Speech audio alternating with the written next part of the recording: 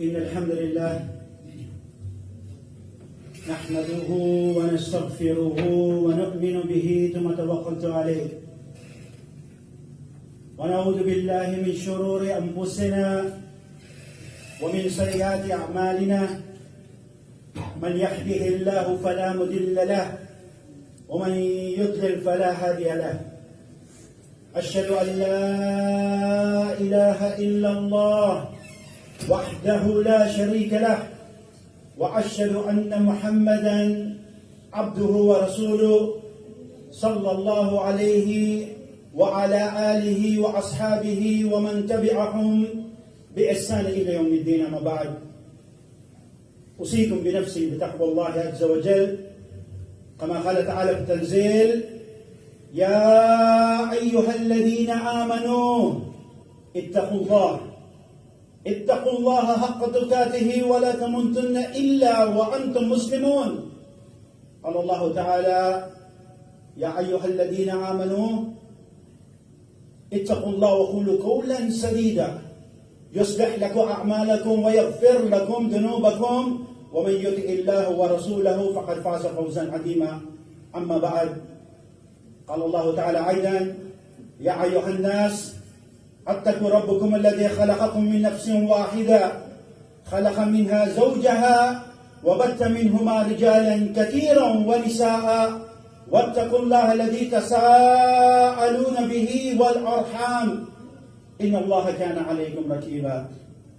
قال رسول الله صلى الله عليه وسلم: وأصدق الحديث كتاب الله وخير الهدي هدي محمد صلى الله عليه وسلم وشر الأمور محدثاتها وكل محدثة بدعة وكل بدعة ضلالة وكل ضلالة في النار.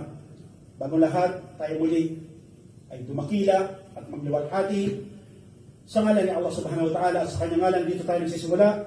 Ako'y nagpapakupkup kay Allah laban sa kasamaan ng aking mga sarili o ng ating mga sarili. At ako din nagpapakupkup kay Allah laban sa kalaswaan ng ating mga gawa. Sino man ang gabayan ni Allah ay wala na makapagliligaw pa sa Kanya. At sino man ang pabayaang maligaw ni Allah ay wala na makapaggagabay pa sa Kanya. Subhanallah. Hinahabilinan ko ang sarili ko at kayo na tayo ay matakot kay Allah subhanahu wa ta'ala ng tamang pagkatakot at huwag tayong pumayag na tayo abutan ng kamatayan maliban na lamang tayo ay Muslim na o nanatiling Muslim. Subhanallah. Allahu Akbar. Sabi pa ni Propeta Muhammad sallallahu alaihi wasallam, ang pinakamainam na salita ay ang aklat niya Allah, ang Quran, at ang pinakamainam na gabay ay ang gabay ng Propeta Muhammad sallallahu alaihi wasallam. Ang pinakamalalang bagay sa buhay na ito ay ang mula sa sabi-sabi, at lahat ng sabi-sabi ay imbento, at lahat ng imbento ay kaligawan, at lahat ng mga ligaw ay uhulog ni Allah sa apoy ng impyerno. Nawa ilayo tayo ni Allah patungkol dito. Sabi ni Allah subhanahu wa ta'ala: apahasibtum annama khalaqnakum abata wa innakum ilayna la turja'un. Sabi ni Allah subhanahu wa ta'ala, akala ba ninyo o akala ba natin na nilalang tayo ni Allah subhanahu wa ta'ala na laro-laro lamang at kay Allah ay hindi tayo magbabalik? Sa totoo lamang, mga kapatid ko sa Islam, sa tuwing maririnig ko ang bersikulong ito ay mayroong kabog sa aking dibdib. Sa tuwing babasahin ko ng imam sa masjid at aking naririnig, ay nangangatog yung aking tuhod. Bakit? Dahil sa bersikulong binanggit ni Allah subhanahu wa ta'ala, ito ay paninigurado, pagsisigurado ni Allah subhanahu wa ta'ala na ang lahat ng buhay dito sa ibabaw ng mundo ay magtatapos. Subhanallah.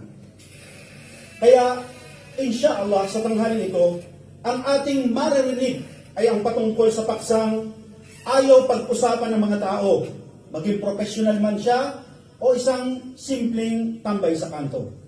Ang bagay na pilit na iniiwasan ng mga tao at pilit na tinatakbuhan, mayaman man sila o mahirap. Nakadalasan kapag nababanggit at pinag-uusapan sa pagpupulong, ay dali-daling pipigilan ang nagsasalita at sasabihin, kapatid, baka pwedeng palitan na natin yung paksa at huwag na itong pag-usapan. O pwede bang ibahin na lang ang pagkukwentuhan? Ito po yung bagay na pilit na iniiwasan at naistakbuhan, inaangkin ng bilyonaryo o maging ng bilyonaryo na kanilang handang ibigay ang lahat ng kanilang naipon na kayamanan. Basta wag muna silang datnan ng kamatayan.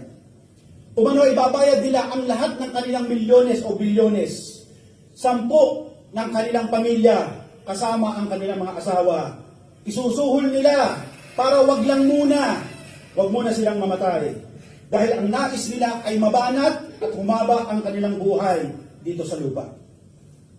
Sabi ni Allah subhanahu wa ta'ala, وَجَاءَتْ سَكْرَةَ الْمَوْتَ بِالْحَقِّ وَمَا كُنْتَ مِنْهُ تَحِيدٌ. At sabi ni Allah subhanahu wa ta'ala, at kapag dumating sa inyo ang hirap o hapdi ng kamatayan na totoo, na ito ay inyong iniiwas-iwasan. Malinaw po ang sinabi ni Allah ang kataas-taasan. Na tunay po na walang magagawa ang sinamang tao upang pigilan ang pagdating ng kamatayan. Hindi nito kailangan ng salapi o tulong o ayuda sa sinumang politiko upang i-delay o alintala ang pagtawid ng isang tao dito sa dunya patungo sa kanyang buhay. Ang kamatayan ito ay nga sa sensya ay ang pagtigil o pagtigil ng pag-iral ng isang organismong may buhay. Dagdag pa ng medico-legal na ang kadahilanan anya ng kamatayan ay maaaring ang pagtanda natin o kakulangan ng sustansya o malnourished, no? O kaya kakulangan ng tubig sa katawan, o kaya yung pagpapatiwakal o yung pagpatay, pagkagutom at aksidente.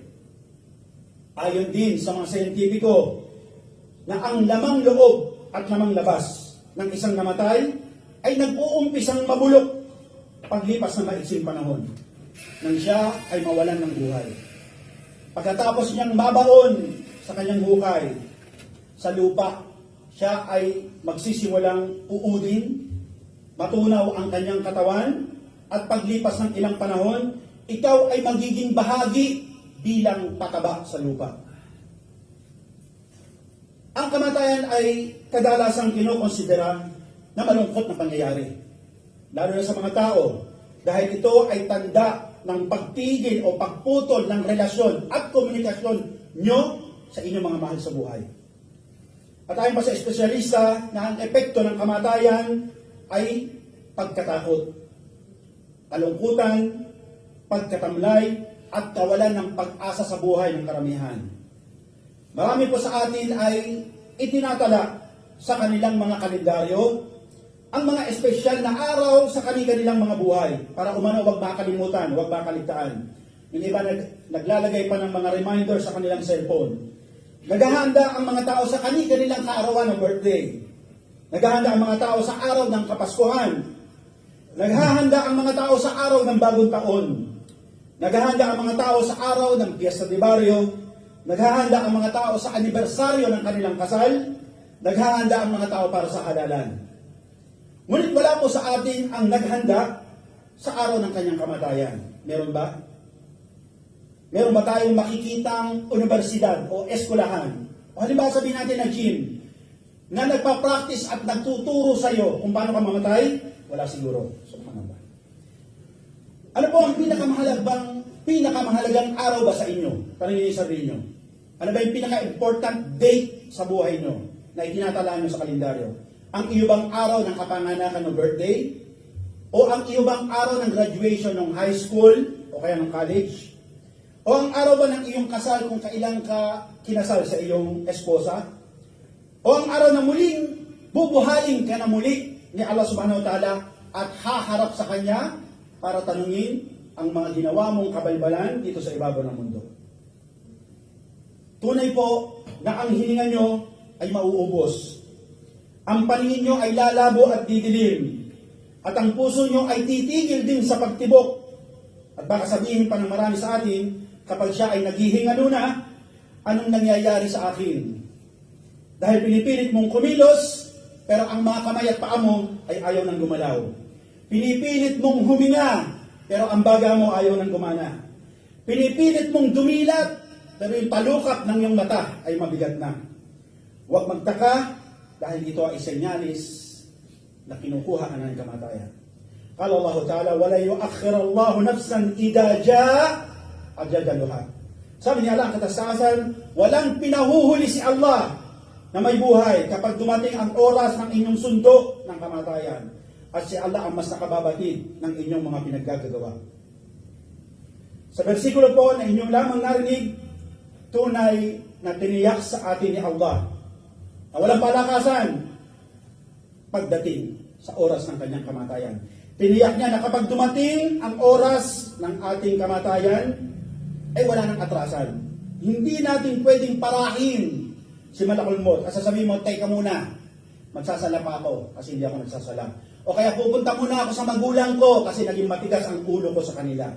No, subhanallah. Hindi mo siya pwedeng tigilan at suhulan at sabihin mo, wag mo nang kunin at bunutin at bawiin ang kaluluwa mong sinungaling at punong-puno ng kayabangan. Astaghfirullah. Maging sino ka man, politiko ka man o hindi, presidente ka man o janitor, karatista ka man o basketballista o isang dancer, bukol-bukol man ang katawan mo at puno ng muscle o isa kang payakot, malusog ka man o may sakit, bata ka man o matanda, walang pagdududa, siguradong sigurado na ikaw ay dadatnan ng kamatayan. Tunay po, talaga naman, na nakakatakot ang mamatay. At madalas, nakakatakot po ang inaabot ng bangkay, lalo na mga hindi Muslim.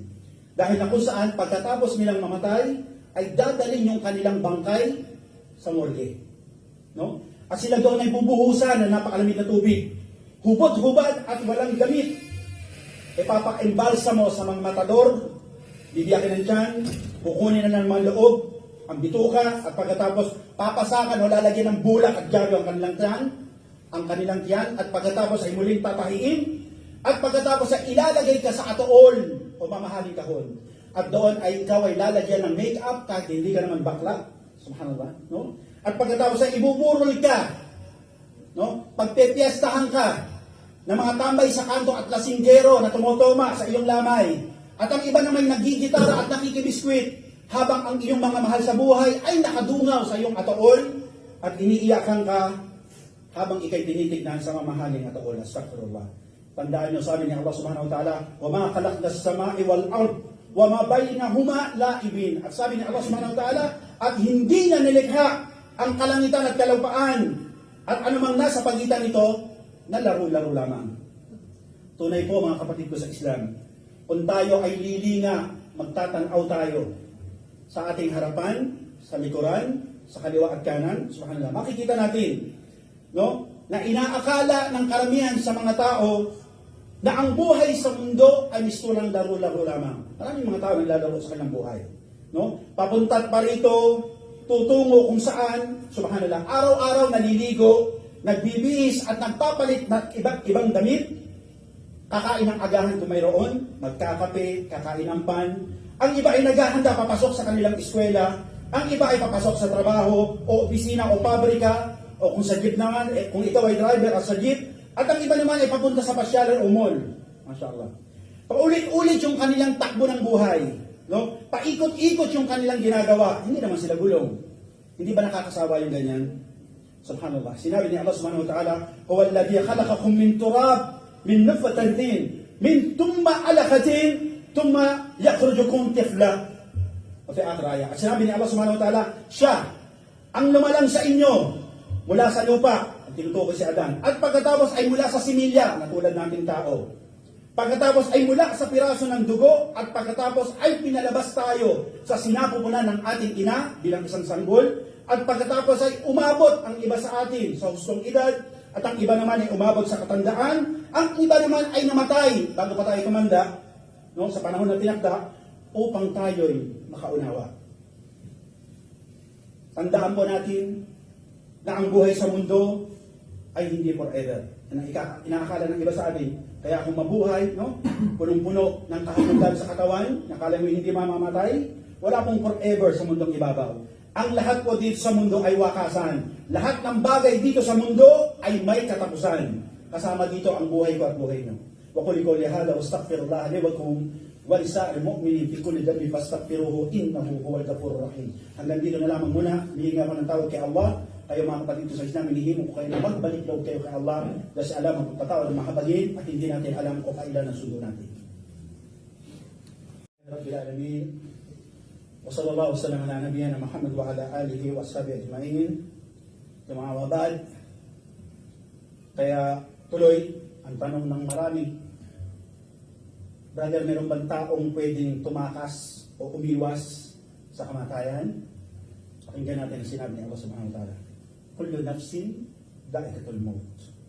Ang sabi ni Allah subhanahu wa ta'ala, lahat ng may buhay, kung buhay ka, lahat ng may buhay ay makalalasap ng kamatayan. Maliban lang kung talagang patay ka na. No? Ang sabi ni Allah subhanahu wa ta'ala, at tunay na binawian namin ang buhay o ang may buhay at gagantimpalaan siya sa araw ng paghuhukom. Kaya sa bersikulong ating narinig, natiniyak sa atin ni Allah ang kataasan na bawat buhay ay walang takas, walang lusot, walang iwas sa kamatayan. Kaya kung ngayon, tingin nyo, pakiramdaman nyo, tumitibok yung puso nyo, yes, tumitibok, no? Darating ang panahon, titigil yan, no? Kung ngayon humihinga ka, no? At sinasaksakan mo ng usok ng sigarilyo ang iyong baga, darating ang panahon, titigil yan at di nagagana. Kung ngayon ay lumalakad ka sa ibabaw ng lupa, darating ng panahon, ikaw naman ay ibabaon sa ilalim ng lupa. Subhanallah. Tunay na nilalang ni Allah ang ating buhay dito sa mundo sa dahilan na para hindi tayo mamalagi magpakailanman. Kaya huwag kayong umasta na kayo mabubuhay forever dito sa mundo. Sabi ni Allah subhanahu wa ta'ala, وَمَا تَدْرِي نَفْسٍ بِأَيْنِ الْأَرْضِ تَمُوتُ. Sabi ni Allah subhanahu wa ta'ala, tunay, hindi natin alam. Hindi kayo pwede makasiguro. No? Dahil sabi ni Allah subhanahu wa ta'ala, hindi nyo alam kung saan lupa kayo dadatnan ng kamatayan. No? Subhanallah, iba kumukuha ng funeral plan, o kaya sabi natin memorial plan. Subhanallah, hindi nyo alam. Kasi baka may sumakay ng aeroplano, sumabog yung aeroplano, nagdadurog-durog ang katawan nyo o nasa kasaan ka ng train. Paano kung ibuburol at babaon? Sabi ni Allah subhanahu wa ta'ala, وَمَا تَدْرِي نَفْسٍ فَأَيْنِ الْأَرْضِ تَمُوتُ. Hindi mo alam kung saan lupa ka dadatnan ng kamatayan, hindi mo alam kung saan ka susunduin ng anghel ng kamatayan. Habibi sa atin ni Allah, huwag tayong paloloko, huwag kayong pagkabaliw-baliw sa buhay na ito.